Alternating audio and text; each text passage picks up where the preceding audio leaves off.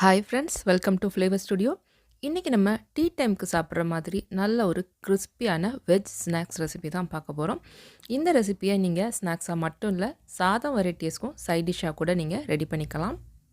இந்த recipe ready பண்ணுறதும் ரொம்ப குறைவான நேரம் தான் ஆகும். ரொம்ப கம்மியான பொருட்கள்லாம் நான் இதுக்கு யூஸ் பண்ணியிருக்கேன்.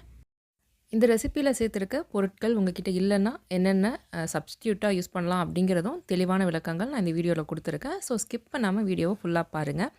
இன்றைக்கி இந்த ரெசிபிக்கு நான் நல்லா ஒரு பெரிய சைஸ் உருளைக்கிழங்கு எடுத்துகிட்டு வேக வச்சு தோல் நீக்கிட்டு இந்த மாதிரி நல்லா மசிச்சு எடுத்துக்க போகிறேன்.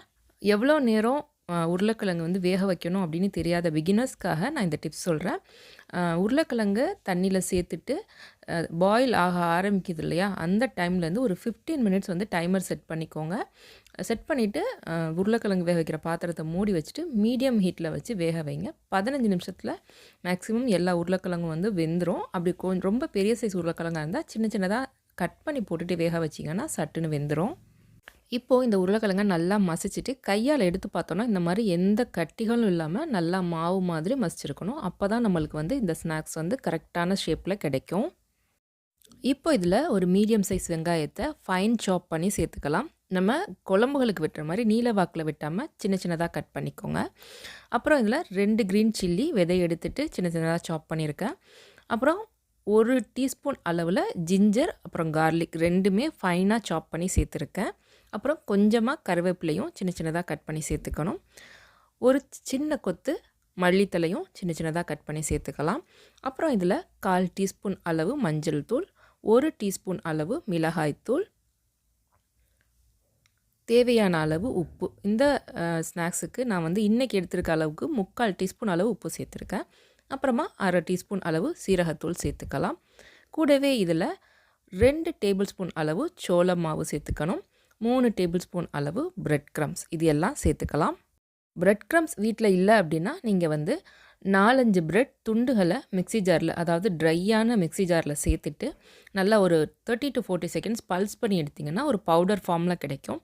அதை வானலியை நல்லா காய வச்சுட்டு ட்ரை ரோஸ்ட் பண்ணி எடுத்துக்கிட்டிங்கன்னா உங்கள்கிட்ட இன்ஸ்டன்ட் பிரெட் க்ரம்ஸ் ரெடி ஆயிரும்.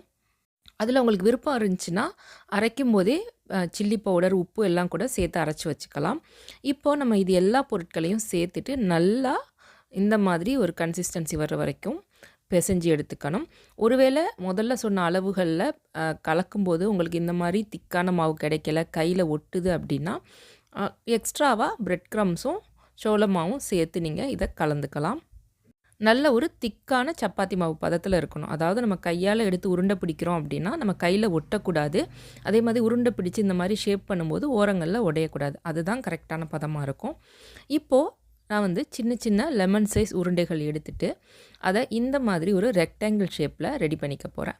நீங்கள் உங்களுக்கு எந்த ஷேப்பில் விருப்பமோ அந்த மாதிரி இதை ஷேப் பண்ணி எடுத்துக்கலாம். உங்களுக்கு ரவுண்ட் ஷேப்பில் வேணுமா, அல்லது ஏதாவது ஷேப்பில் கட்டர்ஸ் வச்சுருக்கீங்களா, அந்த மாதிரி கூட நீங்கள் ரெடி பண்ணிக்கலாம். மாவு ரெடி பண்ணோம் இல்லையா முதல்ல, அப்போ உங்களுக்கு விருப்பம் இருந்ததுன்னா அதில் ஒரு 1/4 டீஸ்பூன் அளவு கரம் மசாலா கூட ஆட் பண்ணிக்கலாம். ஜாஸ்தி ஆட் பண்ணிட வேண்டாம், அப்புறம் வாசனை ரொம்ப தூக்கலாக இருக்கும். இப்போது ஒரு 2 டேபிள் ஸ்பூன் அளவு சோள மாவு எடுத்துகிட்டு கொஞ்சமாக தண்ணி சேர்த்து அதை ஒரு பேஸ்ட் மாதிரி நான் கரைச்சிக்கிறேன். உங்ககிட்ட சோள மாவு இல்லை அப்படின்னாக்கா நீங்கள் மைதா மாவு கூட கரைச்சிக்கலாம். இல்லைன்னா ஒரு முட்டையோட வெள்ளைக்கரு எடுத்து நீங்கள் இதை கரைச்சிக்கலாம். கன்சிஸ்டன்சி இந்தளவுக்கு தண்ணியாக இருந்தால் போதும், ரொம்ப திக்காக இருக்கணும்னு இல்லை. இந்த பவுல் ரொம்ப சின்னதாக இருக்கனால கொஞ்சம் பெரிய சைஸ் பவுலில் நான் மாற்றிக்கிட்டேன். ஏன்னா நம்ம ரெடி பண்ணி வச்சுருக்க ஸ்நாக்ஸை இதில் டிப் பண்ணிவிட்டு தான் பிரெட் க்ரம்ஸில் கோட் பண்ணி எடுத்துக்க போகிறோம். இப்போது நம்ம எல்லாம் ரெடி பண்ணி வச்சாச்சு. நம்ம தட்டி வச்சுருக்க ஸ்நாக்ஸை நம்ம கரைச்சி வச்சுருக்க சோள மாவு கரைசலில் நல்லா டிப் பண்ணிவிட்டு எல்லா பக்கமும் அந்த சோள மாவு படுற மாதிரி பண்ணிவிட்டு அந்த தண்ணியை வடிய விட்டுருங்க. நல்லா அந்த தண்ணி வடிஞ்சதுக்கு அப்புறமா இந்த பிரெட் க்ரம்ஸில் சேர்த்துட்டு ஃபுல்லாக எல்லா சைடும் அந்த பிரெட் க்ரம்ஸ் கோட் ஆகிற மாதிரி நம்ம கவர் பண்ணி எடுத்துக்கலாம். இந்த பிரெட் க்ரம்ஸ் சேர்க்குறது எதுக்குன்னு பார்த்தீங்கன்னா நல்ல ஒரு கிறிஸ்பினஸ் கிடைக்கிறதுக்காக தான். உங்கள்கிட்ட பிரெட் க்ரம்ஸ் கிடைக்கல அல்லது இது ரெடி பண்ணுறதுக்கு டைம் இல்லைன்னா நீங்கள் ஜஸ்ட்டு அந்த தட்டி எடுத்த ஷேப் இருக்கு இல்லையா, அதை மட்டுமே நீங்கள் இந்த சோள மாவு இதில் மிக்ஸ் பண்ணிவிட்டு பொரிச்சு எடுத்துக்கலாம். ஆனால் இந்த மாதிரி பிரெட் க்ரம்ஸில் முக்கி பொரிக்கும் போது நல்ல ஒரு கிறிஸ்பினஸ் கிடைக்கும். அதுக்காக தான் நம்ம பிரெட் க்ரம்ஸில் பண்ணிக்கிறோம். நான் இன்றைக்கி கடையில் வாங்கின பிரெட் க்ரம்ஸ் தான் யூஸ் பண்ணுறேன். அதனால் அதில் வந்து கலர் அப்புறம் ஃப்ளேவர் எல்லாமே மிக்ஸ் பண்ணியிருப்பாங்க.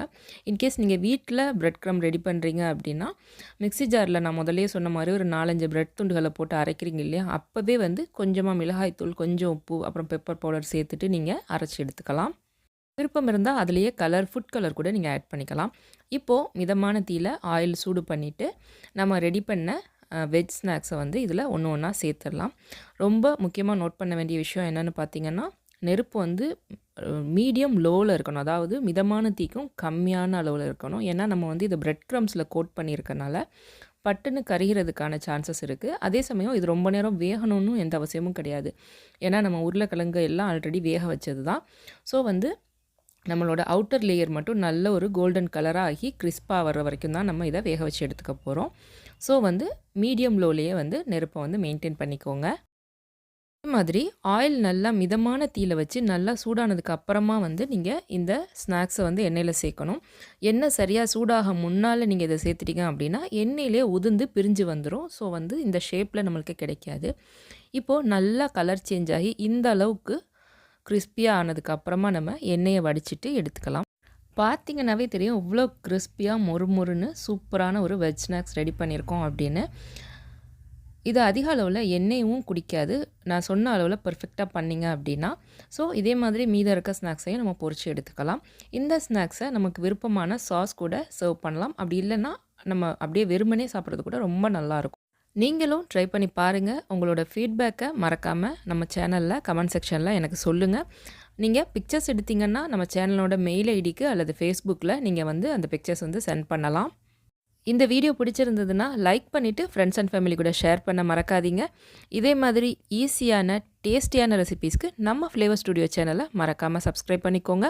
நம்ம சேனலோட சோஷியல் மீடியா பேஜஸையும் மறக்காமல் ஃபாலோ பண்ணிக்கோங்க. அதோட லிங்க்ஸ் வந்து நான் டிஸ்கிரிப்ஷன் பாக்ஸில் தர்றேன்.